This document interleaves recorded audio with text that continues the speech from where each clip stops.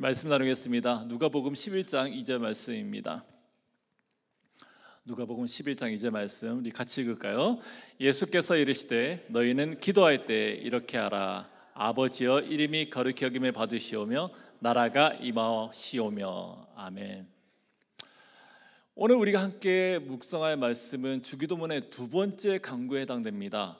나라가 임하시오며입니다. 여기서 말하는 나라는 어디일까요? 이 2절을 ESV 같은 영어 성경에서는 Father, hallowed be your name, your kingdom come이라고 번역을 하셨습니다. Your kingdom come. 정확하게 우리의 한글에서는 나라라고 얘기를 했지만 거기서 명확하게 당신의 나라라고 이제 번역을 하고 있습니다. 그러니까 당신 아버지의 나라죠. Father 이렇게 시작하잖아요. Father, hallowed 이렇게 시작하잖아요. 아버지의 나라이면서 하나님의 나라입니다. 이 구절을 기도할 때 여러분들은 무엇을 떠올리십니까? 오늘 이 시간에 주신 말씀을 통해서 하나님의 나라가 무엇인지, 왜 우리는 하나님 나라가 오기를 기도해야 하는지, 그리고 그 나라가 우리의 삶 가운데서 어떻게 이루어져야 하는지에 대해서 함께 생각해 보기를 원합니다. 주님께서 가르쳐 주신 이 기도에서 이 나라에 해당되는 헬라어는 바실레아라는 그런 단어를 쓰고 있습니다. 이 말 속에는 그 통치하심, 다스림을 내포하겠습니다. 다스림, 그러니까 아버지 하나님의 다스림과 그 통치를 뜻합니다. 중요한 것은 이 하나님의 나라가 단순히 물리적이거나 지리적인 그런 왕국이 아니라는 데 있습니다. 하나님의 나라는 세상의 왕국과 본질적으로 다른 나라입니다. 세상의 왕국은 권력과 이익으로 흥망성쇠를 거듭해 나가지만 하나님의 나라는 영원하고 거룩하고 완전하신 하나님의 통치가 이루어지는 것입니다. 하나님이 그러하신 분이기 때문에 그분이 다스리는 그 나라도 영원하고 거룩하고 완전하다는 거죠. 과거에 기독교인들에게 교회에 다니는 이유를 물으면은 대다수는 죽어서 천당 가야지요 라는 대답을 많이 하였습니다. 흔히 사용되는 그런 전도 구호 중에 하나도 예수 천당, 불신 지옥, 그런 구호들 여러분들 많이 보셨을 것입니다. 참 단순하고 또 선동적이면서 강렬한 그런 느낌이 있기 때문에 기독교인들, 우리 같은 그리스도인들 안에서도 약간 거부감을 불러일으키는 그런 표현이기도 합니다. 그런데 사실 가만히 따져 놓고 보면은 기독교 신앙의 그 핵심을 정말 잘 담고 있는, 함축적으로 담고 있는 그런 문구라고 할 수 있습니다. 기독교가 인간의 윤리나 도덕이나 어떤 세상의 종교와 명확하게 다른 이유를 밝히고 있는 거죠. 바로 천국에 대한 소망이 있기 때문입니다. 그런데 예수님께서는 이 땅에서 사역을 시작하시면서 다음과 같이 선포하였습니다. 회개하라, 천국이 가까이 왔다라고요. 마태복음 4장 7절 말씀에서 회개하라, 천국이 가까이 왔느니라. 여기서 가까이 왔다라는 말씀은 하나님의 나라가 예수님으로 말미암아서 이미 이 땅에 드러난 현실적인 실체라는 데 의미를 담고 있습니다. 예수님께서는 마태복음 13장에서 다양한 비유를 통해서 하나님의 나라를 설명하셨습니다. 그 중에 하나가 씨 뿌리는 자의 비유라고 할 수 있습니다. 이 비유에서는 복음의 씨앗이 뿌려졌어요. 씨앗이 뿌려진 그 땅의 상태에 따라서 30배, 옥토에서는 30배, 60배, 100배 결실을 맺죠. 또 그렇지 않은 여러 기타 등등의 밭에서는 자라다가 아니면은 씨앗 싹도 내지 못하고 죽어가는 그런 결과를 낳습니다. 많은 사람들이 이 비유를 들으면서 어떤 생각을 하십니까? 나도 뭐가 돼야 되겠다고요? 옥토가 돼야 되겠다고요. 그런 생각을 해요. 그러나 이 비유에서 놓쳐서는 안 되는 중요한 포인트는요, 복음의 그 씨앗이 이미 뿌려졌다는 사실이 있습니다. 그 씨앗이 무엇입니까? 복음이죠. 하나님의 나라입니다. 씨앗이 뿌려졌다는 것은 하나님의 나라가 이미 시작되었음을 의미하는 것입니다. 지금 이 순간에도 그 하나님의 나라는 우리의 삶 가운데서 계속해서 자라나고 있습니다. 그렇다면 우리의 삶 속에서 복음의 씨앗, 이 하나님의 나라는 얼마나 자라서 열매를 맺어 나가고 있습니까? 여러분 속에 있는 그 하나님 나라의 씨앗은 얼마나 성장하였습니까? 그렇게 하나님의 나라가 이미 시작한 실체라면은 그 나라에 들어가기 위한 첫걸음은 무엇일까요? 예수님께서 마가복음 1장 15절 말씀에서 이렇게 말씀하셨습니다. 같이 읽겠습니다. 시작. 때가 찼고 하나님의 나라가 가까이 왔으니 회개하고 복음을 믿으라. 아멘. 두 가지를 강조합니다. 앞서서 말씀드린 것처럼 하나님의 나라는 예수님과 함께 이미 시작되었다는 거죠. 그리고 두 번째로 그 나라에 참여하기 위해서는 회개와 믿음이 필요하다는 겁니다. 하나님 나라가 왔으니 회개하여야지, 믿어야지 된다고요. 회개는 단순하게 잘못을 뉘우치는 것이 아닙니다. 그것은 우리의 삶의 방향을 바꾸는, 완전히 돌이키는 그런 근본적인 변화를 의미합니다. 어린아이들이 부르는 찬양 중에, 요즘에는 안 그렇죠, 옛날에 이런 찬양을 참 많이 했습니다. 돈으로도 못 가요? 하나님 나라. 주일학교 열심히 하셨네요. 돈으로도 못 가요? 하나님 나라. 힘으로도 못 가요? 하나님 나라. 거듭나야 가는 나라? 하나님 나라. 믿음으로 가는 나라? 하나님 나라. 너무나도 잘 쓴 찬양이에요. 네. 이 찬양 속에 이 복음의 진리를 갖다가 너무나 간략하게 핵심적으로 잘 담아내고 있습니다. 그렇죠. 거듭나서 가는 나라예요. 거듭나야 가는 나라. 이 거듭남이라 할 수 있는 회개는 예수님을 나의 주로 받아들이고요, 우리 삶의 모든 부분들을 그분의 통치 아래 맡겨드리는 겁니다. 주님께 죄사함을 받고 우리의 모든 관심과 목적을 하나님의 뜻에 맞추어 나가는 겁니다. 이것이 바로 하나님 나라에 들어갈 수 있는 회개의 믿음이라는 거죠. 그런데 여러분, 우리가 회개하고 진정으로 하나님의 나라의 그 원리를 따라 산다고 할 때 하나님 나라의 삶 알고는 있어요. 그런데 그렇게 사는 삶이 결코 쉽지 않다라는 거죠. 하나님 나라의 원리는 세상의 원리와 충돌하기 때문이에요. 그래서 어떤 면에서는 그 충돌 때문에 고통이 우리에게 찾아와요. 고통을 겪을 수밖에 없어요. 그럼에도 우리 그리스도인들은 그러한 고통과 갈등 속에서도 하나님의 나라의 백성으로서의 정체성을 확인할 수 있다는 거죠.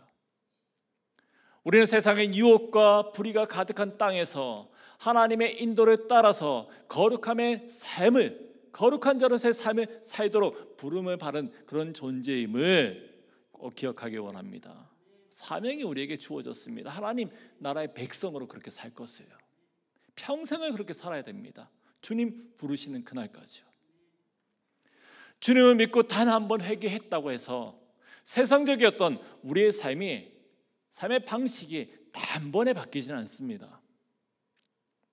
오히려 평생에 걸쳐서 조금씩 정말 보이지 않게 하나님 나라의 백성으로 살아가는, 그것을 배워나가는 것이 맞지 않는가 싶습니다. 그렇지 않나요? 주님을 믿고 나면은 다른 것들이 보일 때가 있어요. 늘 그런 건 아니에요. 자신의 교만이 보이고요, 세속적이고 물질 중심적이고 이기적인 모습을 봅니다. 그럴 때마다 이런 나인데 나의 나 된 것이 웬 은혜입니까? 라고 고백하면서 어떤 가슴이 벅차오르기도 해요. 동시에 세상에 만연한 그런 도덕적인 해이와 불의와 차별과 공포와 낙심과 슬픔과 수많은 그런 고통의 이유들을 보면서 또 가슴을 치기도 해요. 세상은 왜 이렇습니까? 하나님이 어디에 계신가요? 라고 안타까워하기도 해요. 이전에는 보이지 않던 것들이 보이더라는 거죠. 그런데 얼마 지나지 않았어요. 여전히 세상적으로 살고 있는 자신의 모습을 또 발견합니다. 그럴 때 어떤 생각이 듭니까? 너무나 인간적이고 죄스럽고 또 실패했구나. 그러면서 영적으로 나는 왜 이럴까 하고 절망하지 않습니까?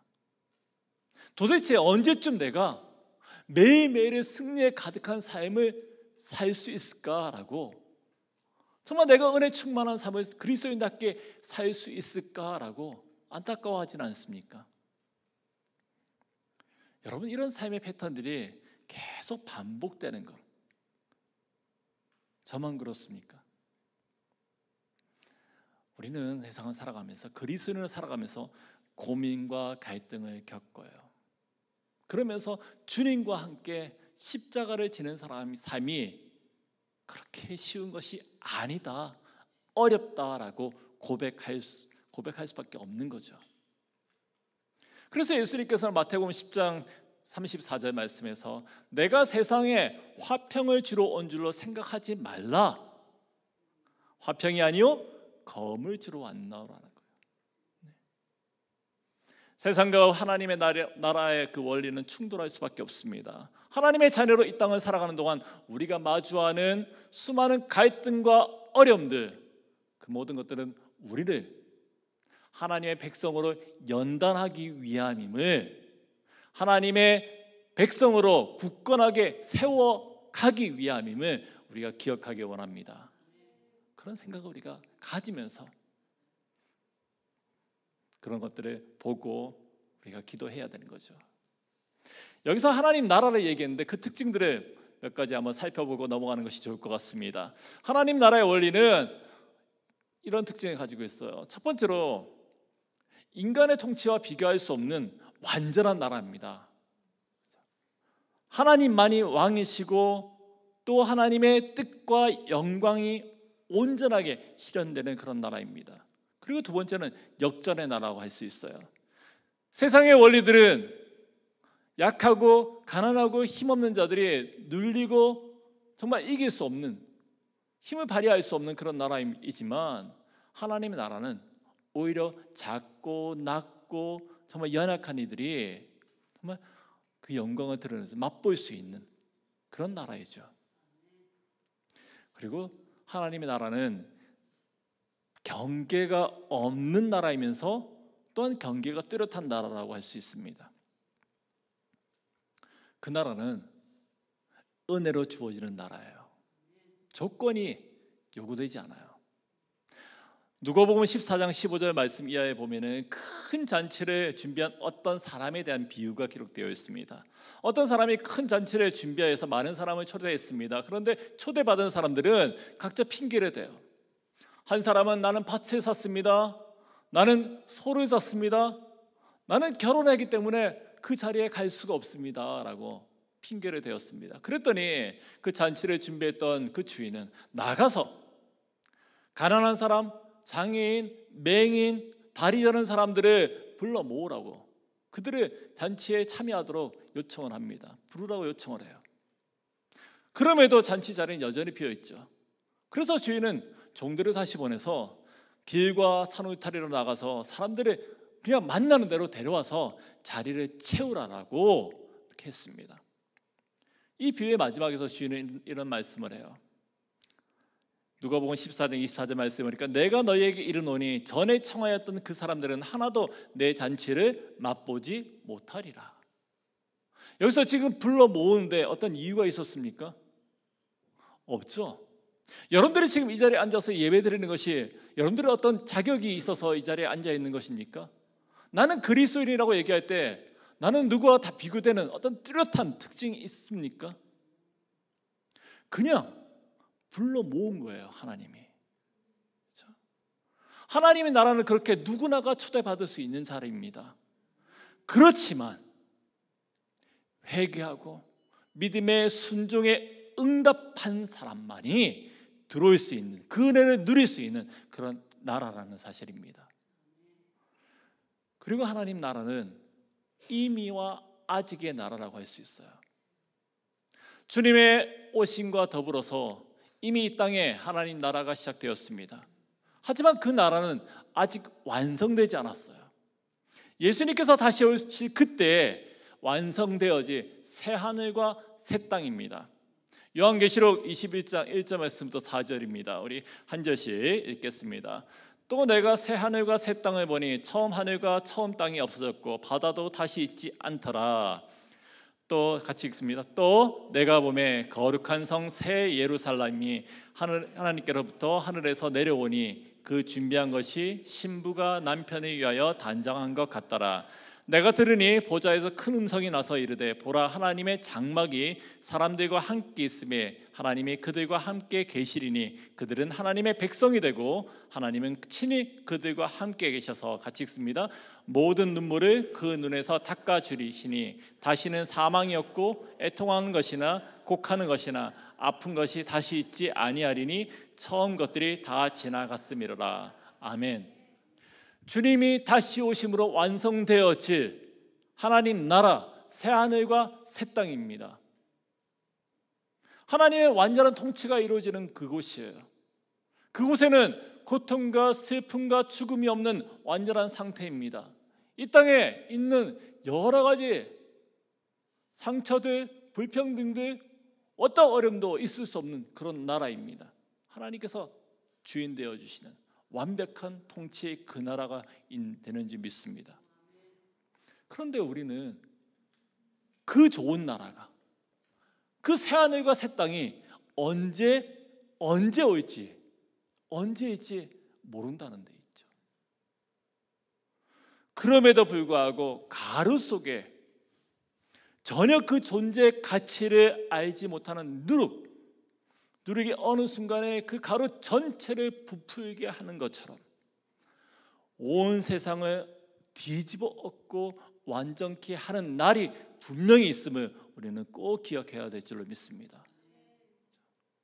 지금 우리는 그렇게 이미 임한 하나님의 나라를 살면서 동시에 그 완성을 기다리는 중에 있습니다. 또한 하나님의 나라는 하나님 나라가 완성되는 그날은 다른 한편으로는 심판의 날이라고 할 수 있어요. 요한복음에서는 그날에 대해서 분명하게 증거합니다. 5장 28절과 29절 말씀 보니까 이를 놀랍게 여기지 말라. 무덤 속에 있는 자가 다 그의 음성을 들을 때가 오나니 선을 행한 자는 생명의 부활로 악을 행한 자는 심판의 부활로 나오리라. 그의 음성을 들을 때가 온다라는 거죠. 그때가 주님 오시는 그날이 아니겠습니까? 주님께서 소리를 바라시는 그날이 아니겠습니까? 그날에는 심판이 있다라는 거예요. 하나님의 나라는 어떠한 부족함, 결핍, 어떠한 어려움도 없는 그런 나라예요. 그렇기 때문에 그런 것들은 다 제하여 버리는 거죠. 명확하게 하나님의 백성과 그렇지 않은 이들을 구분할 것입니다. 공의로우신 우리의 의로우신 재판장 되신 하나님께서 마지막 날에 그들의 삶의 내용을 통해서 선과 악으로 영생과 영벌로 심판하실 것입니다. 이 부분은 우리가 놓쳐서는 안 돼요. 앞서도 말씀드렸지만 세상에서 하나님 나라의 백성으로 살아가는 것은 참 고달플 수가 있어요. 세상에는 하나님의 백성을 핍박하고 시험에 빠뜨리는 그런 유혹과 고난이 분명히 존재합니다. 디모데후서 3장 12절 말씀에서 사도 바울도 그렇게 얘기하지 않았어요? 무릇 그리스도 예수 안에서 경건하게 살고자 하는 자는 박해를 받으리라고요. 고난 속에서 왜 나를 부르셨습니까? 왜 나에게 이런 고난이 주어집니까? 그렇게 눈물 지으며 기도하는 날이 있지 않더라는 거예요. 그럼에도 우리 그리스도인들이 그런 어려움의 시절을 지나간다 할지라도 낙심하지 말 것은 심판의 날, 예수님께서 다시 오시는 그날이 반드시 있다는 사실 때문입니다. 그래서 그러한 어려움에도 불구하고요, 예수 그리스도의 힘으로 결국에는 우리는 승리할 것입니다. 심판의 날은 하나님 나라의 백성들에게는 승리의 날이 될 것입니다. 여러분들 이 소망을 기억하면서 하나님 나라를 살아가고요, 그 완성을 기다리면서 나아가는 저와 여러분 되기를 간절히 축원합니다. 여러분, 이제 하나님 나라의 그 의미에 대해서 우리가 대략 살폈는데요, 하나님 나라는 이미와 아직의 나라입니다. 바로 이 점이 우리가 주님께서 가르쳐 주신 나라가 임하옵시며 라고 기도할 이유가 되는 것입니다. 이미와 아직 속에 있기 때문에. 현재 우리는 예수님께서 시작하신 하나님 나라의 백성으로 살고 있습니다. 이 나라는 고민과 갈등과 시험과 어려움과 박해와 고통 속에서도 조금씩 자라고 있는, 확장되고 있는 그런 나라입니다. 그리고 주님 다시 오시는 날에 완벽하게 이루어질 그 나라예요. 우리는 간절히 기도해야 됩니다. 하나님 나라가 임하옵시며, 주님 다시 오신 날을 소망하면서 기도해야 됩니다. 나라가 임하옵시며, 이러한 기도는 주님께서 어서 오십시오, 정말 그 나라를 기다리고 기대합니다 라는 그런 간절한 우리의 소망을 담고 있는 그런 기도이기 때문입니다. 그런데 만일 이것을 잘 알고 있는데 우리가 그렇게 하나님 나라를 위해서 간절히 기도하지 않는 이유는 어디에 있겠습니까?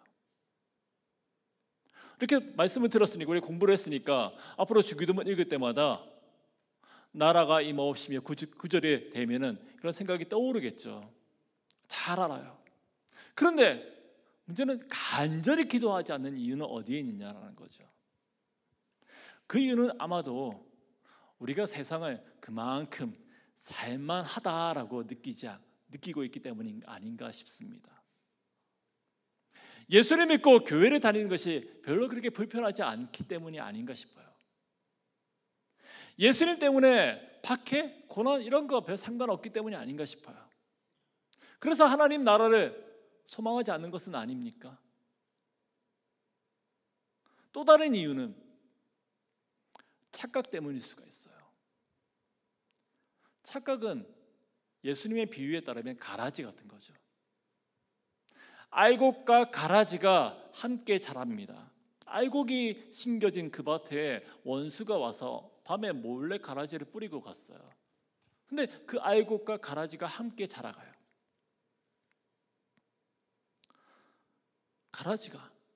문제는 가라지가 이 잡초라는 거죠.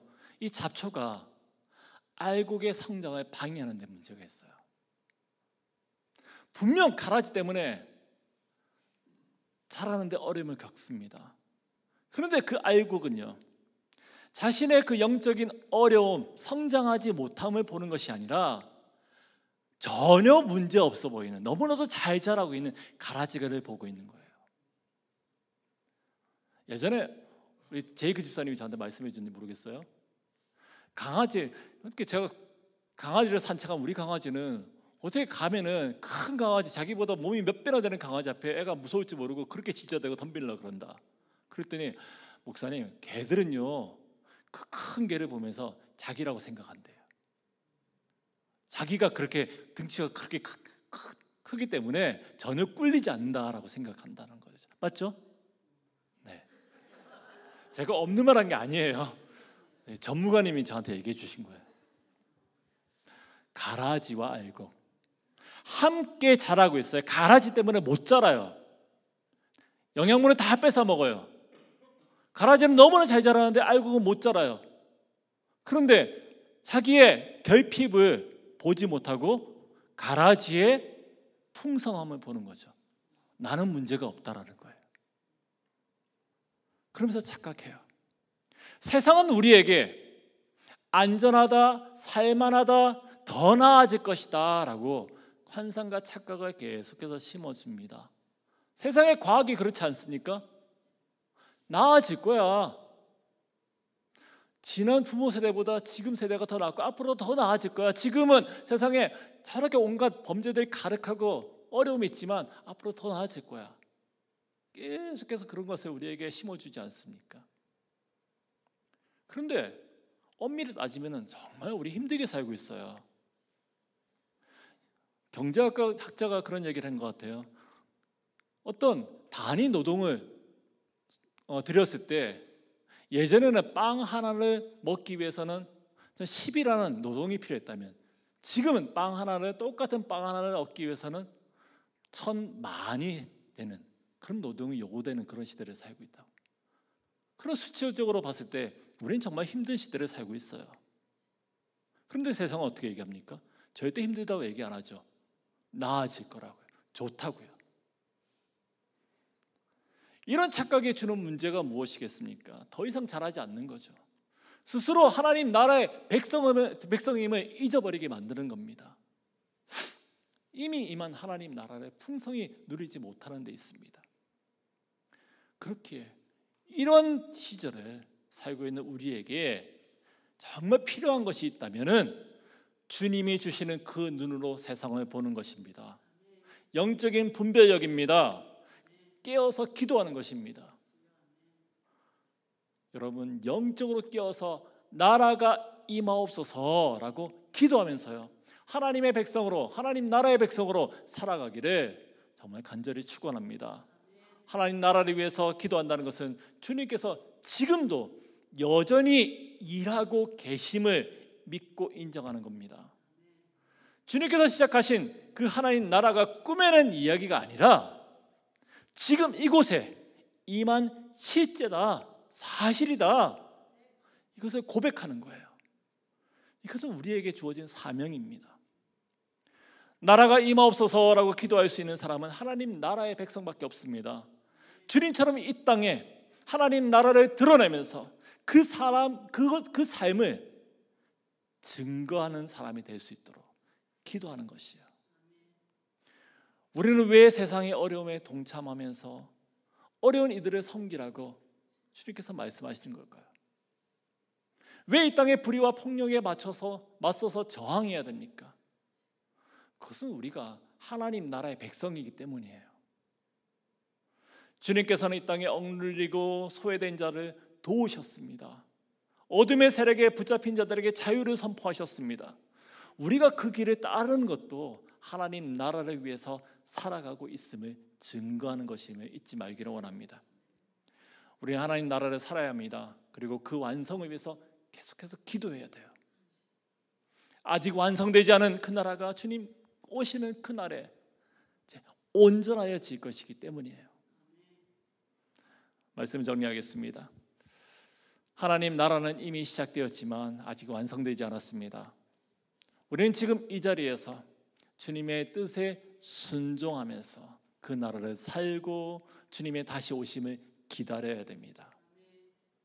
우리 삶 속에서 정직과 사랑으로 행동하고요, 소외된 이웃을 돌보고요, 또 우리의 있는 자리에서, 가정에서, 직장에서, 학교에서, 여러분들이 밟는 그 모든 땅에서 하나님 나라, 그곳이 하나님 나라임을 인정하면서 그렇게 살아가야 된다는 거죠. 그 모든 것들이 하나님 나라를 일구어내는 밑거름이 되는 줄 믿습니다. 여러분들은 각자의 삶의 자리에서 하나님 나라를 어떻게 살아내고 있습니까? 우리의 기도와 행동, 그 모든 것들이 정말 하나님 나라를 분명히 드러내는 그런 도구가 되기를 간절히 축원합니다. 기도하겠습니다.